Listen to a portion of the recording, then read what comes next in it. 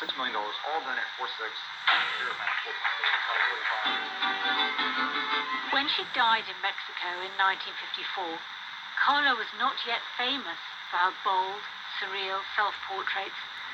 Instead, she was a famous wife, married to the celebrated Mexican painter Diego Rivera. But since her death, Kahlo has been reborn as an icon. What transformed her from just dead to dead famous? I'm Rosie Millard, and to understand that transformation, I want to peel back time to find the moments that laid down each layer of her fame. I'll be going further and further back until I reach Kahlo herself. It's a bit like trying to turn down the volume of the noise that's around her to sit quietly with her art again. When you look at her art, you feel like you are getting to know her as a person. There's something for everybody in Frida Kahlo's life and work. She was disabled. She was queer. She was a woman of color. All these messages she represents communicate strength and possibility.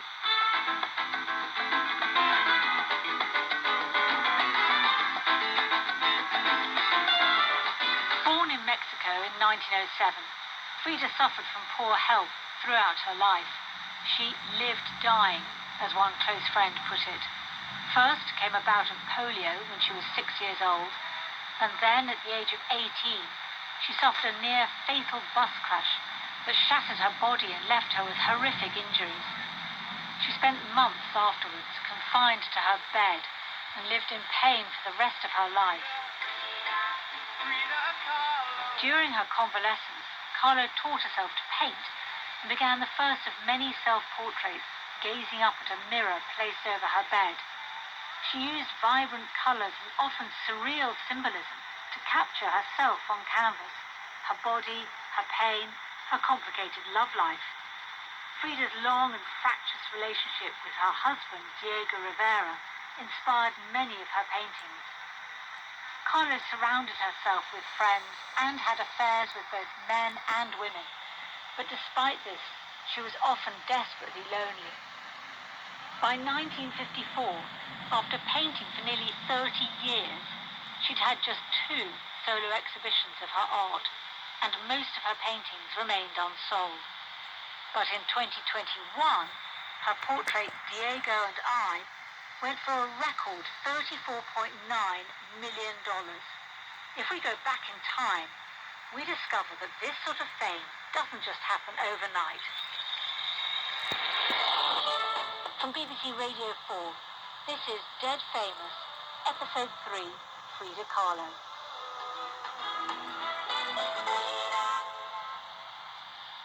The first thing I want to do is to understand why she resonates so powerfully in the modern day.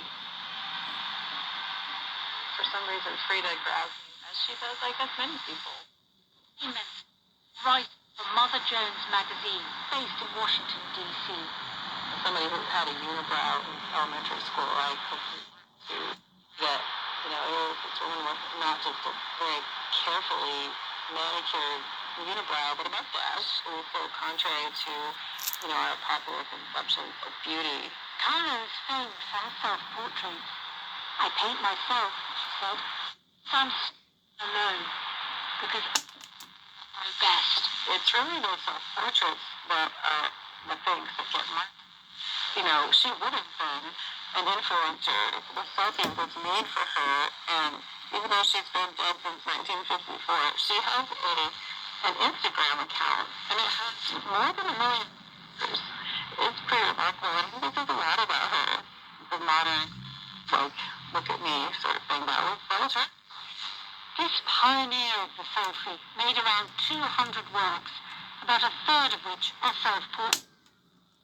They capture her unconventional beauty and intense, defiant gaze. She's been kind of elevated as an emblem of personal empowerment. And, women see her as strong and forceful.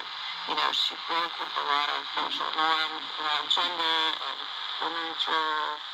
I actually wonder sometimes, the people who carry around the tote bag, if they even really know all of her story.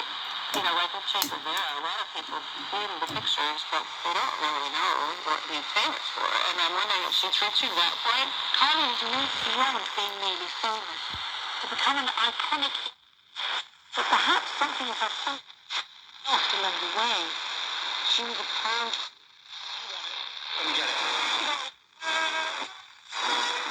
There's the thing that always brought people may not know, she was a very devout supporter of Stalin.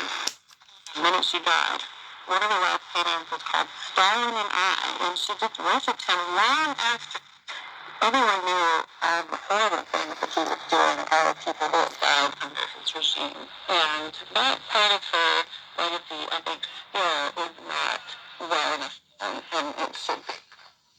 Kahlo's complicated politics have been airbrushed out in favour of her fame, her colourful love life, and her Christian beauty. So much so that Theresa May even once wore a Frida Kahlo bracelet on stage at the Conservative Party conference. But the then Prime Minister hadn't plucked Frida from nowhere. Kahlo's face was by then already instantly recognisable.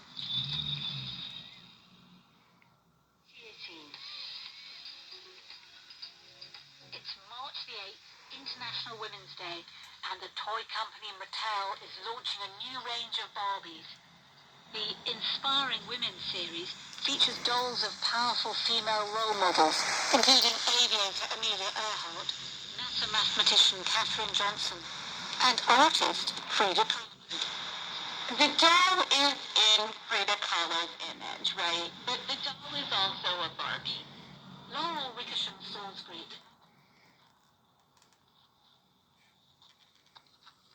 This Frida doll caused a huge backlash. The manufacturers had lightened Frida's skin, razored off her facial hair, and made her thinner and more conventionally beautiful.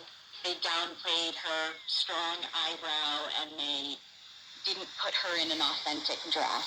They didn't accurately represent who she was and where she came from.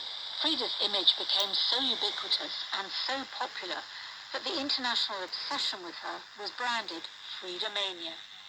The Frida Kahlo Corporation, which was established in the early 2000s, was formed with the primary objective of licensing and commercializing the Frida Kahlo brand worldwide. And so, beyond just trademarking her name, they've trademarked stylized logos of her face. There's a trademark of a logo of just her eyebrows and her lips. There are things like an eyebrow makeup palette. We have Frida Kahlo shoes that have her artworks on them. Then there's Frida Kahlo tequila. And then, of course, the Frida Kahlo Barbie. In fact, the market for Frida-style merchandise holds so much potential that it sparked a fight in the US courts over who owns the rights to her name and her likeness.